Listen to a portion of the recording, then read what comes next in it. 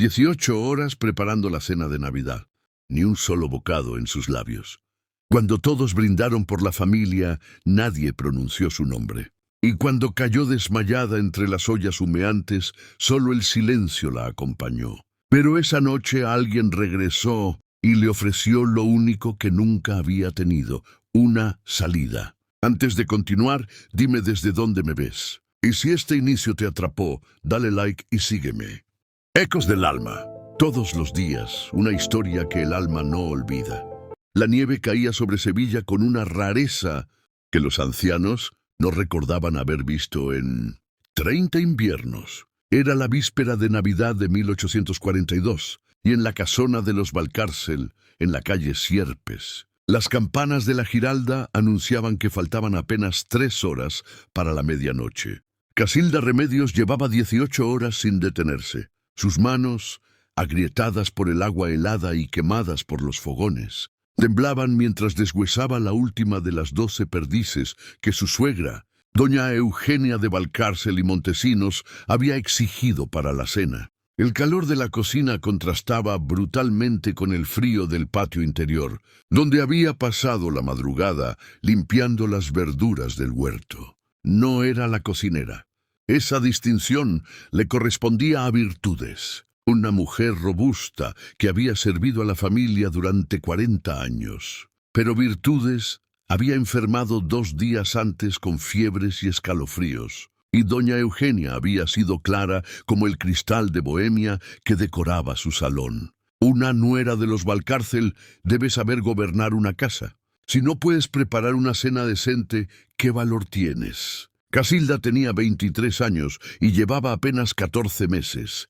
Casada con Tristán Valcárcel, el hijo menor de la familia.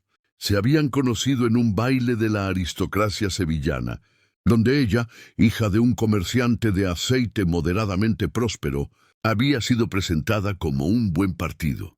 Hermosa, educada, con dote suficiente. Tristán la había cortejado con la eficiencia de quien cumple un deber, y ella había aceptado con la esperanza ingenua de que el afecto vendría después.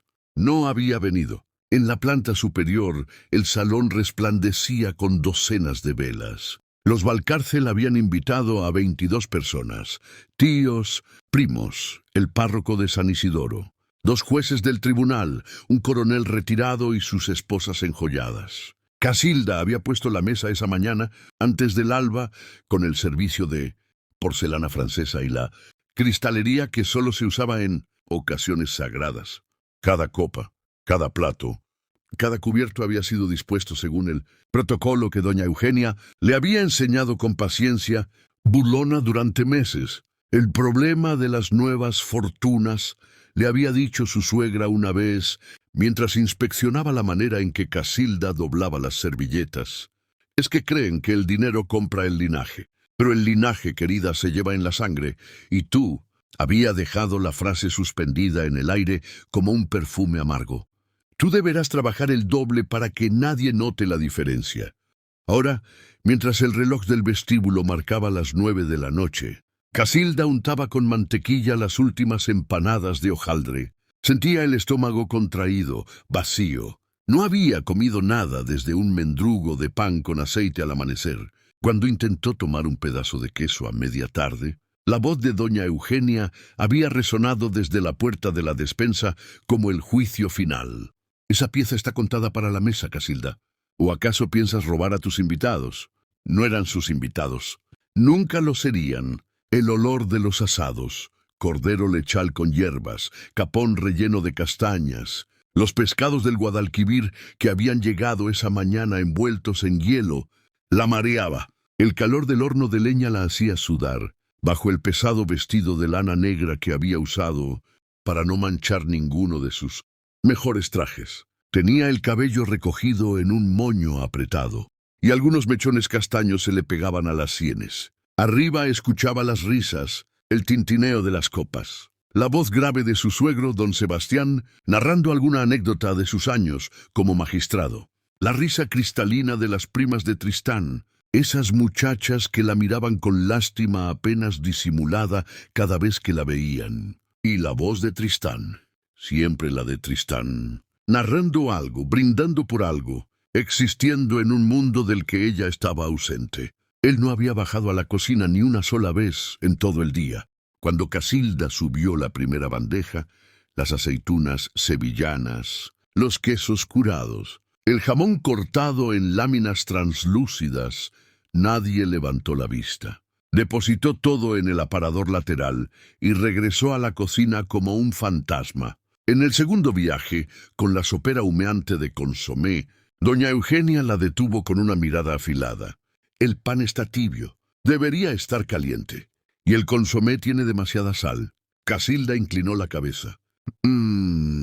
Sí, señora. Lo lamento, no tenía demasiada sal. Casilda lo sabía porque lo había probado 3 veces, pero no había espacio para réplicas en aquella casa. Regresó a la cocina y sacó el segundo pan del horno, quemándose los dedos al no usar el paño. No lloró. Había aprendido a no llorar meses atrás, cuando descubrió que las lágrimas solo endurecían el corazón de doña Eugenia y volvían a Tristán aún más distante. Mientras trinchaba el cordero en la mesa de madera, la grasa caliente, salpicándole los antebrazos. El reloj dio las 10. Faltaban 2 horas para la medianoche, 2 horas para la misa del gallo, a la que toda la familia asistiría en procesión solemne. 2 horas para que esta pesadilla terminara. Pero antes quedaban 7 platos más por servir. Y después todos los platos, copas, cubiertos y manteles por lavar. Calculó que terminaría pasadas las 3 de la madrugada. Sus piernas temblaban. Las rodillas le fallaban a cada paso. Pero no podía detenerse. No hasta que estuviera todo perfecto.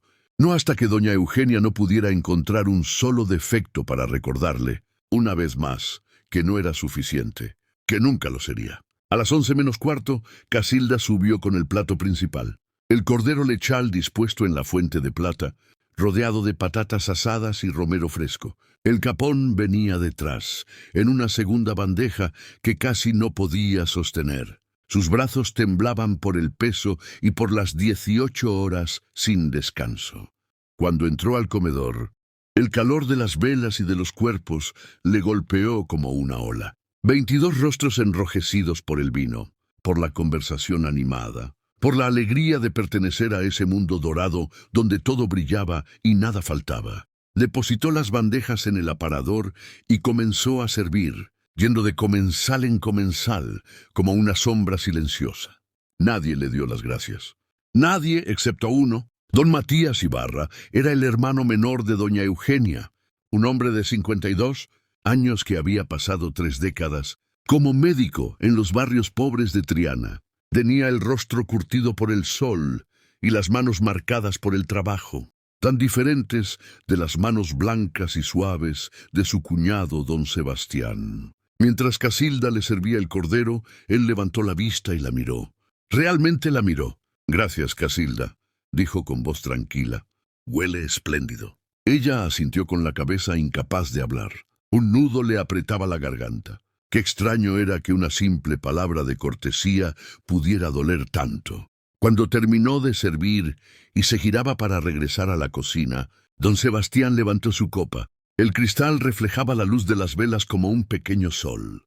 «Un brindis», anunció con su voz de magistrado, acostumbrado a silenciar tribunales. «Por la familia Valcárcel, por la tradición que nos une, por la sangre que compartimos y el honor que defendemos. Por nosotros, por nosotros». Corearon todos y el tintineo de las copas llenó el salón. Casilda se detuvo en la puerta. Durante un instante brevísimo, insensato, esperó que alguien añadiera algo, que Tristán levantara su copa y dijera: «Y por mi esposa, ¿qué ha hecho posible esta cena?». Pero Tristán bebía con los ojos brillantes, sonriendo a su prima Leonor, que llevaba un vestido azul cobalto que realzaba sus ojos claros. Nadie mencionó su nombre. En el brindis de la familia ella no existía. «¿Qué te pareció esta cena? ¿Alguna vez te has sentido invisible en tu propia familia? Déjame tu experiencia en los comentarios. Dale like si esta historia te está tocando el corazón y sígueme para no perderte el desenlace de Casilda». Bajó las escaleras con las piernas que apenas la sostenían. En la cocina el calor era insoportable. Tenía que preparar aún los postres el tocino de cielo, las torrijas con miel, los pestiños espolvoreados con azúcar. Pero cuando llegó al último escalón, el mundo comenzó a inclinarse. Se aferró a la pared, respiró profundo. Solo un momento, pensó. Solo necesito un momento. Pero no tenía momentos. El reloj seguía avanzando. Se sentó en el pequeño taburete junto al fuego solo por un instante, solo para recuperar el aliento. Cerró los ojos y el sonido de las risas de arriba se mezcló con el crepitar de la leña. Cuánta felicidad había en aquella casa, cuánta abundancia. Y sin embargo, ella estaba muriendo de hambre en sus entrañas. No era solo el hambre del estómago, era el hambre de una palabra amable, de una mirada, de existir para alguien. ¿Casilda? La voz la sobresaltó. Abrió los ojos y vio a don Matías de pie en la entrada de la cocina, con su chaqueta oscura y su expresión preocupada. Él nunca bajaba a la cocina. Nadie de la familia bajaba jamás. Don Matías se puso de pie tan rápido que el mareo la hizo tambalearse. Discúlpeme, yo necesitaba... Siéntate, dijo él, y no era una sugerencia.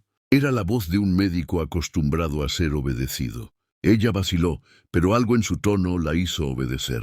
Se sentó de nuevo, y él tomó otro taburete y se colocó frente a ella. La estudió con ojos profesionales, las ojeras violáceas, los labios agrietados, el temblor en las manos.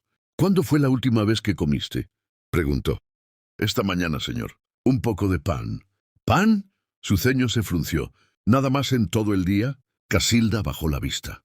Doña Eugenia necesitaba que toda la comida estuviera exactamente contada para los invitados. Don Matías guardó silencio por un momento largo. Luego se levantó, caminó hacia la despensa y regresó con un pedazo de queso, almendras y un vaso de vino aguado. Lo colocó todo delante de ella. —Come, ahora. —No puedo, don Matías. —¡Su hermana! —Mi hermana no está aquí —dijo con firmeza—. Y yo soy médico. Si te desmayas, no habrá postres ni misa del gallo. Come. Casilda tomó el queso con manos temblorosas. El primer bocado le supo a gloria, pero también a vergüenza, a debilidad. Comió despacio, sintiendo que cada masticación era una derrota. Don Matías la observaba con una expresión que ella no supo descifrar. No era lástima, era algo más complejo, algo cercano a la rabia contenida. —¿Sabes? —dijo él finalmente—. Llevo 30 años curando a los pobres de Triana. He visto hambre, enfermedad, miseria, pero nunca pensé que encontraría lo mismo en la casa de mi hermana. Casilda levantó la vista sorprendida. No es tan terrible, señor. Yo solo estás siendo destruida lentamente, la interrumpió. Y todos arriba están tan ocupados brindando por la tradición que no lo notan. O peor, lo notan y no les importa. Las palabras cayeron entre ellos como piedras en un estanque. Casilda sintió que algo se quebraba en su pecho, algo que había mantenido sellado durante 14 meses. Una grieta diminuta en el hielo que la rodeaba. No sé qué hacer, susurró, y fue la primera verdad completa que había pronunciado en meses. No sé cómo ser suficiente para ellos. Don Matías se inclinó hacia adelante y la miró a los ojos. Casilda, escúchame bien. La pregunta no es cómo ser suficiente para ellos. La pregunta es, ¿por qué ellos no son suficientes para ti? Ella parpadeó. Nadie le había hecho esa pregunta jamás. Arriba, el reloj dio las 11 campanadas. Faltaba 1 hora para medianoche. Don Matías no esperó respuesta. Se puso de pie y caminó hacia la puerta, pero antes de salir se giró una última vez. Cuando termine esta noche, dijo con voz baja, quiero que pienses en algo.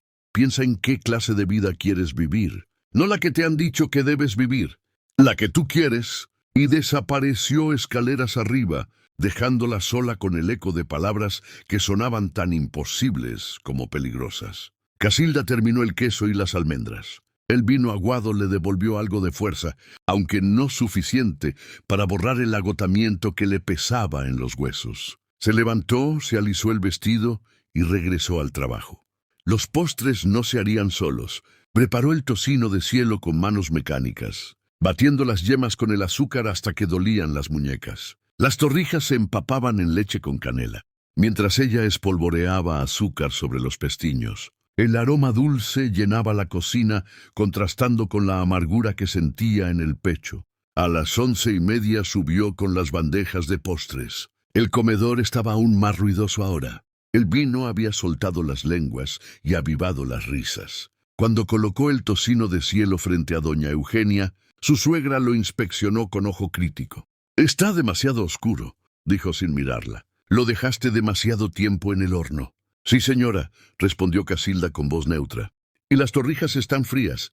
No estaban frías. Casilda las había sacado del horno hacía menos de 10 minutos. Pero no dijo nada, solo asintió y regresó a la cocina. Cuando bajaba las escaleras por enésima vez esa noche, sintió que las piernas le fallaban. Se aferró a la barandilla de hierro forjado, respirando profundo. Faltaban 25 minutos para la medianoche. 25 minutos para la misa del gallo. Después, tendría que esperar a que todos regresaran para servir el chocolate caliente y los dulces de convento, y luego lavar todo, todo. «Solo un poco más», se dijo. «Solo resiste un poco más». En la cocina, comenzó a apilar los platos sucios que había ido acumulando durante horas. La pila era obscena, docenas de platos, bandejas, cubiertos, copas. El agua del barreño estaba helada. Metió las manos y el frío le cortó la piel como cuchillos. Voces organizándose. El tintineo de los abrigos siendo recogidos del vestíbulo. Se estaban preparando para ir a la iglesia. La puerta de la cocina se abrió. Casilda levantó la vista esperando ver a don Matías de nuevo, pero era Tristán. Su esposo entró con la capa oscura sobre los hombros y los guantes de cuero en las manos. Estaba elegante, como siempre. Su cabello castaño peinado hacia atrás, sus ojos verdes que alguna vez la habían hecho suspirar, ahora solo la miraban con algo parecido a la indiferencia. «¿No estarás lista para la misa?», dijo. No era una pregunta. Casilda miró sus manos sumergidas en el agua sucia, su vestido manchado, su delantal empapado. «No, Tristán. Debo terminar de limpiar». Él asintió, como si hubiera esperado esa respuesta. «Madre dice que fue una cena aceptable, aunque el consomé tenía demasiada sal». Algo se endureció en el pecho de Casilda. 18 horas. 18 horas de trabajo sin descanso, y la evaluación era aceptable. Y lo peor era que Tristán lo repetía sin ironía, sin cuestionamiento, como si fuera perfectamente razonable. «Me alegra que haya sido de su agrado», dijo con voz controlada. Tristán se giró para irse, pero entonces hizo algo inesperado. Se detuvo en la puerta y la miró por encima del hombro. «Casilda». Comenzó y por un momento, solo por un instante fugaz, ella creyó ver algo en sus ojos. ¿Culpa? ¿Duda? ¿Reconocimiento? Sí, pero el momento pasó.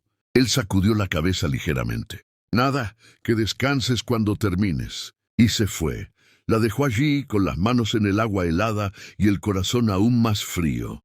Casilda escuchó las puertas cerrarse, los pasos alejándose por la calle, las voces desvaneciéndose en la noche nevada. La casa quedó en silencio, ese silencio denso que solo existe cuando un espacio lleno de vida súbitamente se vacía. Estaba sola. Sacó las manos del agua y las secó en el delantal. Le temblaban. Todo su cuerpo temblaba. No era solo frío o cansancio, era algo más profundo, algo que venía desde un lugar que no sabía nombrar. Miró la montaña de platos sucios, las ollas con restos de comida pegados, las bandejas con grasa endurecida. Tendría que calentar más agua, fregar cada pieza, secarlas, guardarlas en su lugar exacto porque doña Eugenia inspeccionaría todo por la mañana. Se giró hacia el fogón para avivar el fuego y entonces sucedió. Sus piernas simplemente dejaron de sostenerla. Cayó hacia adelante, sin fuerzas para detener la caída. Su cabeza golpeó contra el borde de la mesa de madera con un ruido sordo que resonó en la cocina vacía. El dolor fue agudo, brillante pero distante, como si le estuviera sucediendo a otra persona. El suelo de piedra estaba frío contra su mejilla. Veía las patas de la mesa, las brasas del fogón a lo lejos, la luz de la única vela que había dejado encendida. Todo se veía borroso, como si estuviera bajo el agua. «Levántate», se ordenó a sí misma. «Levántate ahora». Pero su cuerpo no obedecía. Sus brazos eran de plomo. Sus piernas no respondían. El agotamiento, el hambre, las 18 horas sin descanso, todo le cayó encima de golpe como un edificio derrumbándose. Cerró los ojos. Solo un momento. Solo descansaría un momento. El frío del suelo se sentía casi agradable contra su piel ardiente. En algún lugar lejano escuchaba el reloj del vestíbulo dando las 12 campanadas. Medianoche, Navidad, nacía un nuevo día mientras ella yacía en el suelo de la cocina, invisible incluso para sí misma. Los minutos pasaron. Quizás 5, quizás 20. El tiempo había perdido todo significado. Entonces escuchó la puerta. Pasos apresurados. Una voz alarmada. ¡Casilda! Dios santo, Casilda. Don Matías se arrodilló junto a ella. Sintió sus manos revisándole el pulso en el cuello, levantándole suavemente la cabeza. Había sangre. Casilda la veía en los dedos del médico cuando los apartó de su frente. ¿Me oyes? Casilda, mírame. Ella abrió los ojos con esfuerzo. El rostro de don Matías estaba a centímetros del suyo, lleno de preocupación genuina. Algo que no había visto en tanto tiempo, que casi había olvidado cómo se veía. No fui a la misa, explicó él, mientras la ayudaba a incorporarse. Algo me dijo que debía quedarme. Gracias a Dios lo hice. La sentó en el taburete y fue por agua limpia y paños. Limpió la herida en su frente con manos expertas, mientras ella permanecía inmóvil, demasiado agotada para sentir vergüenza. Esto no puede seguir así, dijo él con voz firme. Esto no es vida, Casilda. Esto es una ejecución lenta. Ella cerró los ojos. Una lágrima, solo una, rodó por su mejilla. No tengo a dónde ir, susurró. No tengo nada. Don Matías terminó de vendarle la frente. Se sentó frente a ella y tomó sus manos entre las suyas, esas manos ásperas de médico que habían curado a tantos pobres en Triana. Tienes más de lo que crees, dijo con convicción. Tienes vida, tienes voluntad y tienes una elección. Casilda lo miró a través de las lágrimas. ¿Qué elección? Soy una mujer casada. No tengo derechos.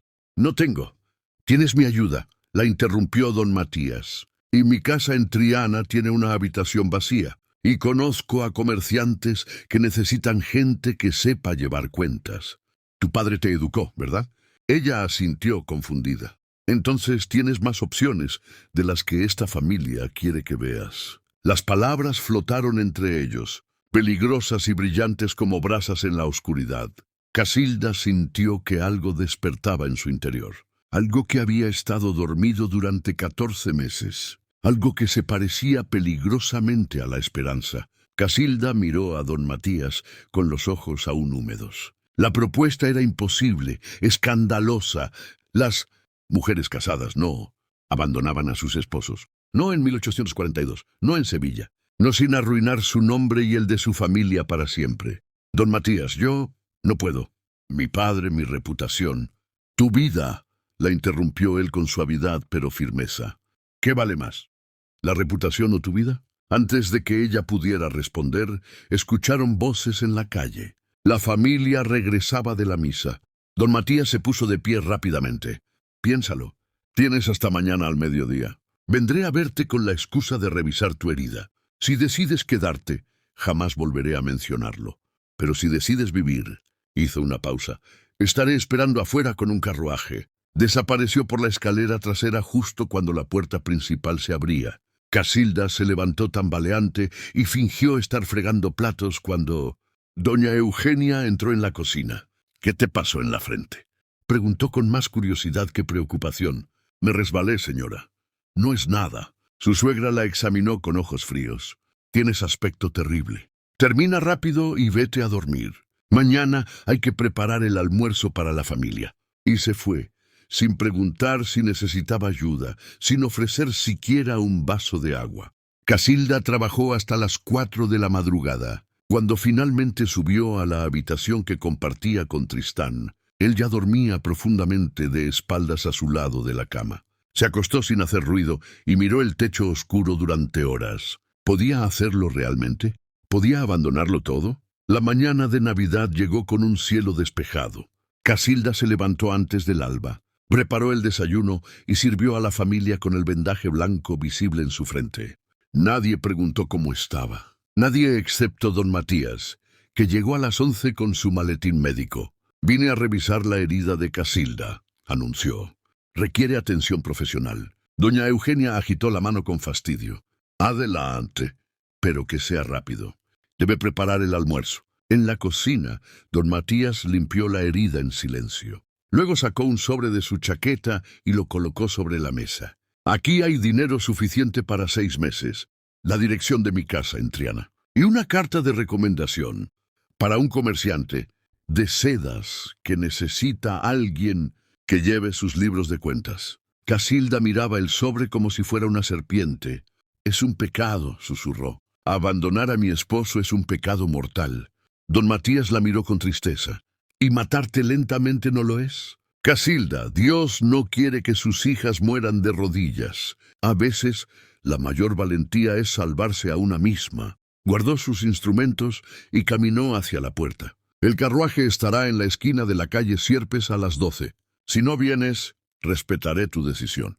Pero si vienes, encontrarás una vida donde tu nombre importa, donde tu trabajo tiene valor, donde existes. Se fue, dejándola sola con la decisión más importante de su vida. Casilda miró el reloj. 11:30, 30 minutos. Pensó en su padre, que la había vendido como ganado a la mejor oferta. En Tristán, que la había convertido en un fantasma en su propia casa. En doña Eugenia, que la había roto pieza por pieza con sus palabras afiladas. Pensó en las 18 horas de trabajo sin una sola palabra de gratitud. En el brindis donde no existía. En el suelo frío de la cocina donde había caído mientras todos brindaban arriba. Y entonces pensó en ella misma. En Casilda Remedios, la niña que había aprendido a leer y escribir cuando otras no podían. La que había soñado con una vida diferente antes de que le enseñaran que los sueños no eran para mujeres como ella. Se quitó el delantal, se lavó la cara, subió a su habitación y metió en un bolso pequeño lo único que era verdaderamente suyo, la medalla de su madre muerta, 2 vestidos que había traído de casa de su padre y un libro de poemas que guardaba bajo el colchón. A las 12:05 bajó por la escalera trasera. La familia estaba en el salón. Nadie la vio salir por la puerta de la cocina. Caminó por la calle Sierpes, con el corazón golpeándole en el pecho. En la esquina, tal como había prometido, esperaba un carruaje. Don Matías estaba junto a él. Cuando la vio acercarse, sonrió. «Sabía que vendrías», dijo simplemente. Casilda subió al carruaje. Mientras se alejaban de la casa de los Valcárcel, miró por última vez hacia atrás. No sintió tristeza, no sintió culpa. Sintió que por primera vez en 14 meses podía respirar.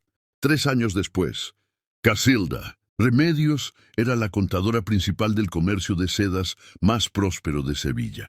Vivía en una casa modesta en Triana, donde las mañanas olían a azahar y las noches eran suyas. Nunca volvió a ver a Tristán, y nunca, jamás, volvió a ser invisible. 3 años después, diciembre de 1845, Triana, Sevilla. La nieve volvió a caer sobre Sevilla esa Nochebuena, tan rara como había sido 3 años atrás. Pero esta vez, Casilda Remedios la observaba desde la ventana de su propia casa. Una vivienda modesta de 2 plantas en la calle Betis, con vistas al Guadalquivir. No era una mansión, no tenía salones con cristalería francesa ni candelabros de plata, pero era suya.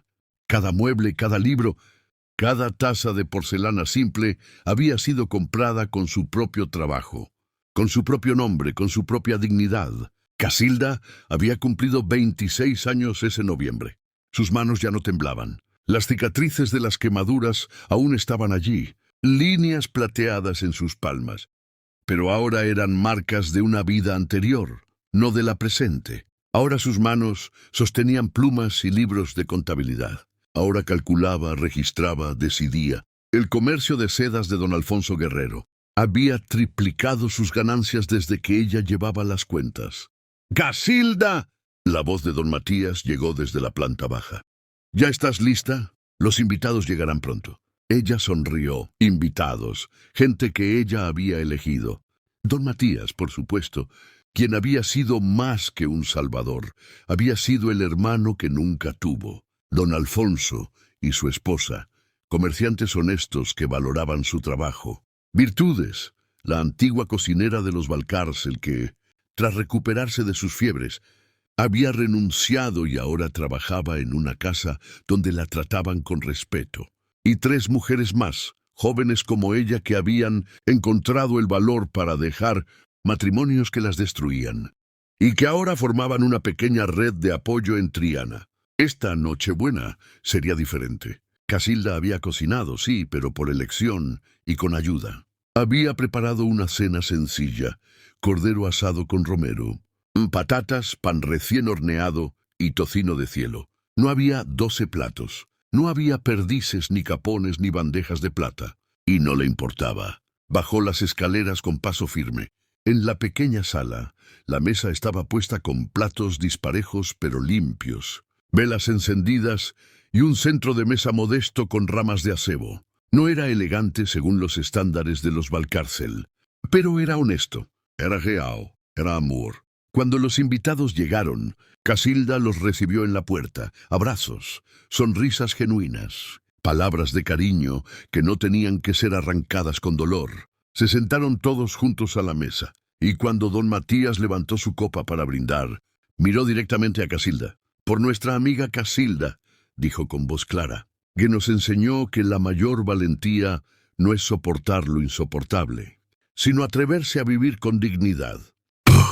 «Por Casilda», respondieron todos, y el tintineo de las copas llenó la pequeña sala. Esta vez su nombre fue pronunciado. Esta vez ella existía.